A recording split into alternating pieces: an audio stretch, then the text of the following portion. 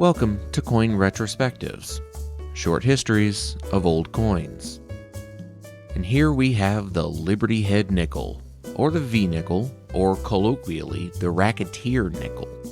Minted from 1883 to 1912, it was designed by Charles Barber to replace the shield nickel due to its difficulties in striking. The obverse features a portrait of Lady Liberty, and the reverse features a large Roman numeral V to signify 5 cents.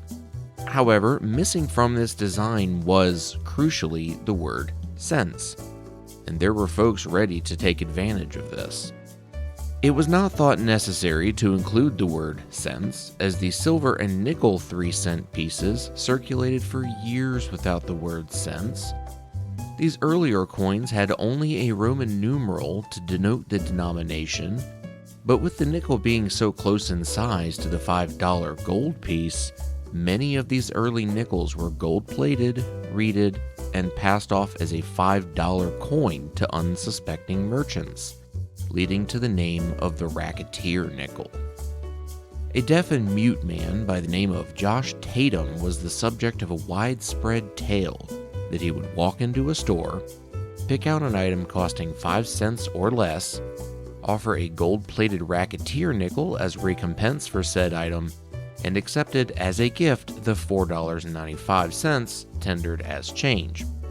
With the law having no recourse against Tatum, as the value of the coin was not technically misrepresented, and the clerks did not have to give him so much in change, and with Tatum of course not being the only person to realize all of this, it was clear that the coin's design needed changing.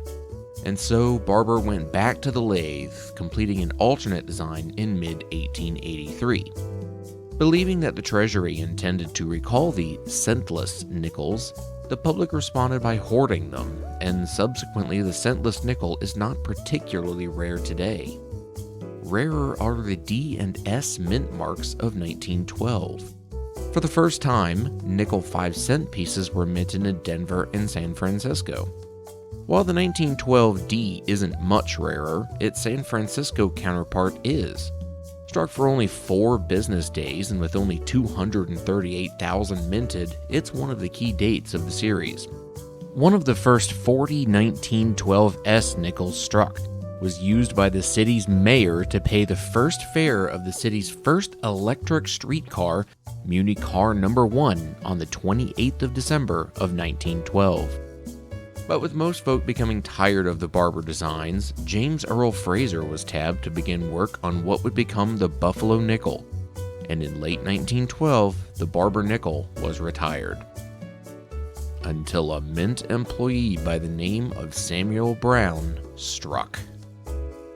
5 1913 Liberty Head nickels are known to exist, likely struck clandestinely and only discovered years later. 2 are in private hands and 3 are in museums. One's in the Smithsonian, and the other 2 are at the American Numismatic Association's Money Museum in Colorado Springs, Colorado. In 2018, one of the privately owned coins sold at auction for the staggering sum of $4.5 million, making it one of the most expensive coins ever. As of this recording in June 2022, it's the 12th most expensive coin ever sold at a United States auction. The Liberty Head nickel is 75% copper and 25% nickel, with mint marks appearing only on 1912 issuances on the reverse below the dot on the left-hand side of the coin. Generally speaking, these coins aren't worth much more than face value unless in superb condition. Of course, unless you're willing to gold plate it, read the edge, and try to get someone to buy it for $5. However, you're probably going to be about 140 years late and $4.95 short on that one. And that wraps it up for our look at the Liberty Head nickel. If you enjoyed this, please consider subscribing. There's a new coin video every Sunday. And as always, leave your 2 cents in the comments and have a great day.